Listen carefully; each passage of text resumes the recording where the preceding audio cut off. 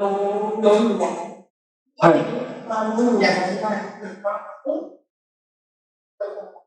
มันก็เริ่มอ๋อไม่เห็นไม่เห็นไม่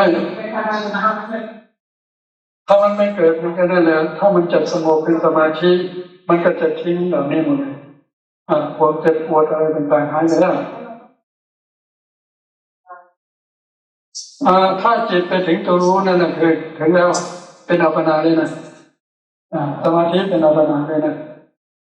เป็นคนจริงนะเป็นอัปปนาเลยนะแต่มันเป็นสมาธิไหมล่ะถ้าเป็นสมาธินั่นคืออัปปนาถ้าอยู่ได้นานก็ดีถ้าไม่ได้นานก็ฝึกให้มันเข้าแบบนี้เองมันก็จะนานต่อไปนานต่อไปนั่งได้แต่หัวค่ำเลยถึงสว่างก็มีนี่นะมันยังไม่สนิทไง3 ชั่วโมงที่มันสงบเหรอที่มันรู้ตัวรู้อย่างเดียวเหรอสัก3 นาที5 นาทีเป็นระดับฮะแต่ว่ามันน่าจะช่วยเพราะก่อนหน้ามันเห็นก็แน่นอนน่าจะ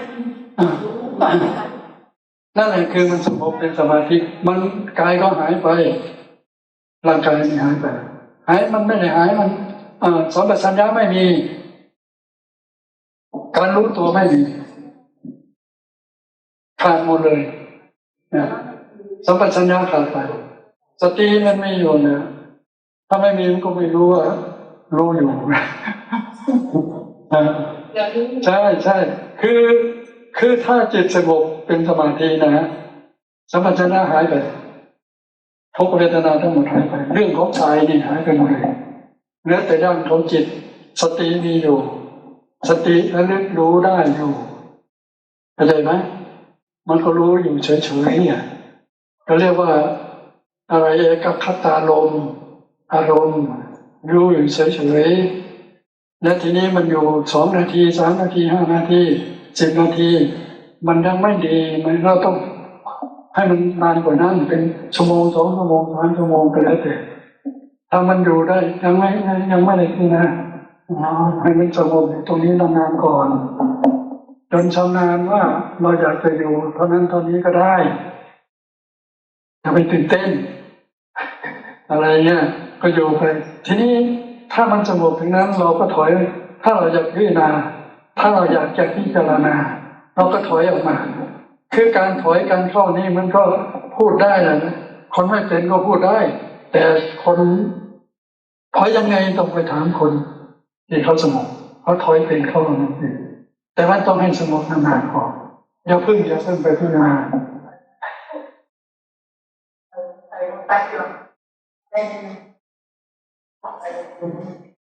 ก็ไปรู้เรื่องนี้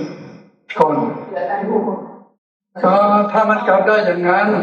เราก็สามารถยกกายขึ้นมาที่นั่นได้ทีนี้นะที่ท่านบอกว่า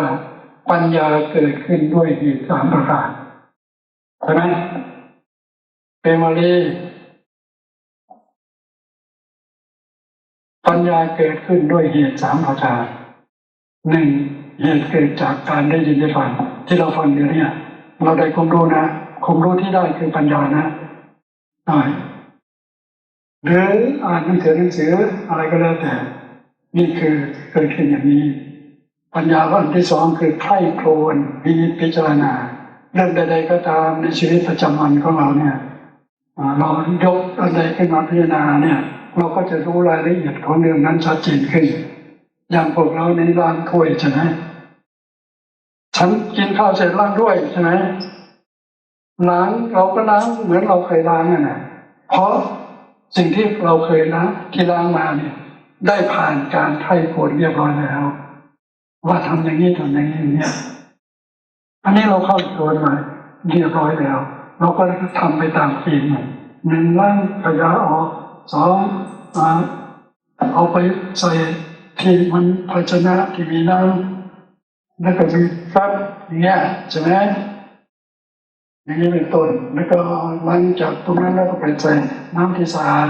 มันก็ออกเป็นต้นตากแดดหรือเช็ดอะไรใช่ไหมอันนี้ผ่านการกรองมาแล้วผ่านการพิจารณาไข้ควรมาแล้วยกตัวอย่างให้ฟังเฉยทุกเรื่องต้องผ่านการพิจารณาถึงจะเป็นบรรทัดฐานให้เราทำต่อเนื่องได้ในเรื่องเดียวนั้นนี่คือปัญญาเกิดจากการไข้ควรอันที่สามปัญญาเกิดจากการภาวนา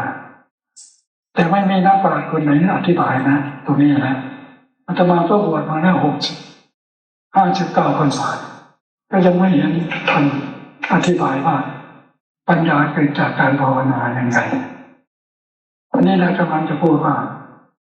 ถ้าเราสงบเป็นอัปปนาแล้วเราถอยออกมาแล้วยกกายขึ้นมาพิจารณาสำหรับปุถุชนที่ยังยึดตัวกายเป็นเราอยู่แต่นะทีนี้เรายกกายขึ้นมาพิจารณากายคืออะไรยกขึ้นมายกตัวอย่างในคนสงบนั้นนะเขาเรียกว่าอัปปนาอุปจาระภาวนาถอยมาอุปจาระถอยมาอีกก็เป็นขั้นตอนตอนหัวจนแล้วออกไปเลยอะไรอย่างเงี้ยถอยมาอัปปนาอุปจาระแล้วยกกายขึ้นมาพิจารณาว่ากายคืออะไรมันก็จะตอบว่ากายก็คือดินน้ำลมไฟตามที่เรารู้นั่นแหละเรารู้มายังไงมันก็ตอบอย่างนั้นใช่ไหมตัวรู้มันรู้มามันก็ตอบตามตัวรู้เป็นคนถามตัวรู้ตอบได้เพราะตัวรู้มาก่อนว่าดินน้ำลมไฟมันไม่ใช่เรายังไงตัวรู้ก็จะบอก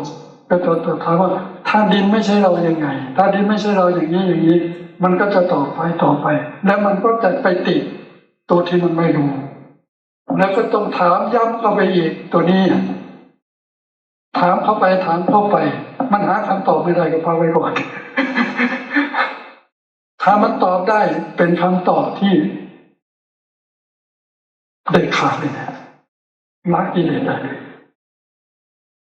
สุดยอดเนี่ยใช่สิไม่มีกิเลส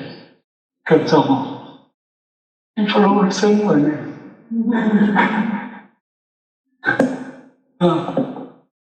แต่ว่าจะเอากิเลสเข้าไปนิพพานเนี่ยมันจะยุ่งมันจะมีตัวรู้นะเกิดอะไรแล้ว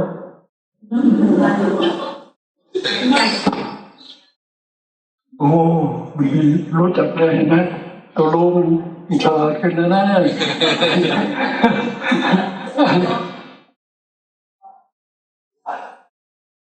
นี่เห็นไหมเขาสงบเป็นอัปปนาได้คนที่เข้าสงบได้มันต้องรู้จักถอยเป็นนะถอยแล้วก็เข้าไปถอยออกไปเลยก็ได้หรือถอยออกมาอยู่ตรงไหนก็ได้แล้วแต่เราจะไปยกอะไรขึ้นมา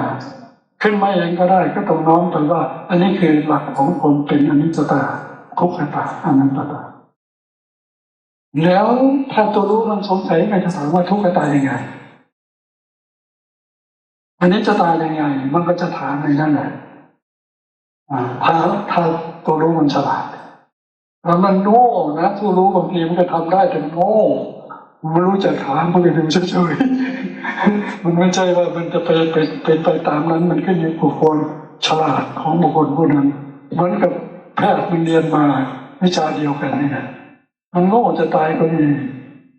ขนาดนี่อย่าพูดเลยอย่าพูดขึ้นบอกโกบอกโมด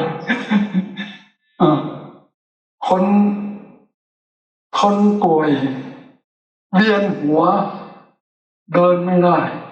มันก็ไปตรวจแต่ความดันหมอมันโง่ไม่ได้พูดถึงลูกชายของเจ้าของนี่นะลูกสาวด้วยเลยใช่ไหมมันก็ไปตรวจแต่ความดันทั้งที่กลุ่มมันจะทำให้เวียนหัวเนี่ยมันมีเยอะอยู่เช่นเลือดมันมีไม่เช่นเลือดมันมีไขมันในเลือดเยอะอะไรอย่างเงี้ยมันก็ตรวจได้ในเลือดที่เขาออกนั่นแหละ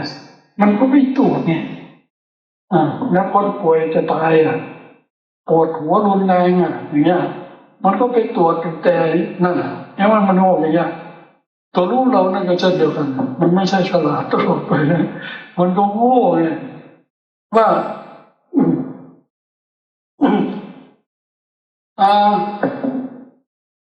มันเป็นอนิจจังยังไงมันถามเป็นไง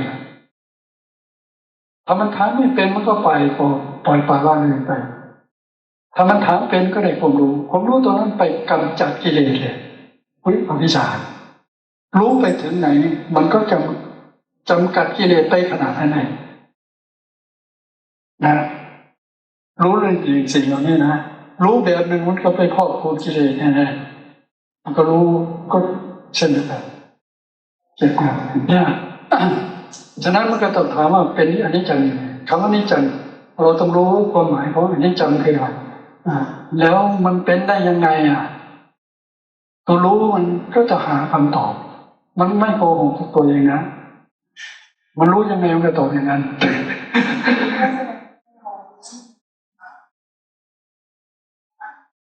ไม่ความรู้ปัจจุบันไม่ต้องไปตำราอะไรเลยมันได้ออกมาเองก็เดี๋ยวว่าเราต้องบอกมันว่ามันเห็นกระดูกใช่ไหมอันนี้คือกฎอันหนึ่งที่ว่ามันไม่เที่ยงนะกระดูกนี่เดี๋ยวมันก็จะเปลี่ยนเป็นอย่างอื่นนะอะไรอย่างเงี้ยมันเป็นทุกข์มันทนอยู่ในสภาพความเป็นกระดูกนี่ไม่ได้นะแล้วทีนี้ตัวไหนสงสัยมันก็จะถามตัวรู้มันก็จะเข้าไปถามตัวรู้มันสงสัยตัวรู้มันก็ถาม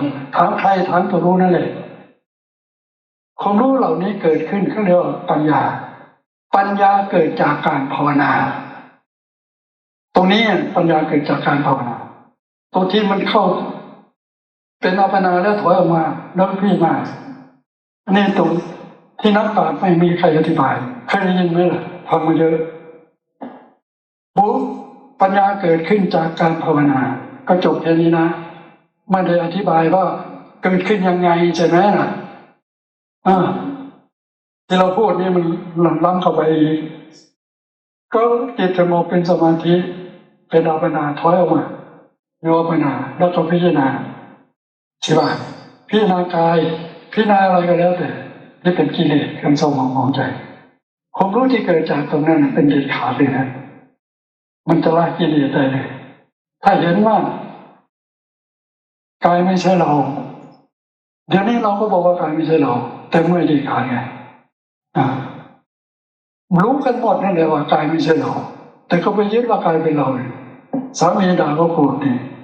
เขาด่ามาที่กายโกรธเลยใช่ไหมโกรธแบบว่าถึงขนาดจะต้องเขาเรียกว่าอะไรจดถึงจะหย่ากันเลยก็มีนะไม่ลงรอยกันเพราะยึดว่ากายเป็นเราเขาด่ามาที่กายนี่แหละเขาไม่ได้ด่ามาที่ใจนี่เขาไม่รู้ว่าใจเราคิดอะไรนะด่ามาที่กายนี่เห็นหน้าอย่างเงี้ยโอ้กูเบื่ออะไรอย่างนี้เป็นต้นอันนี้พูดลึกลงไปนิดหนึ่งนะ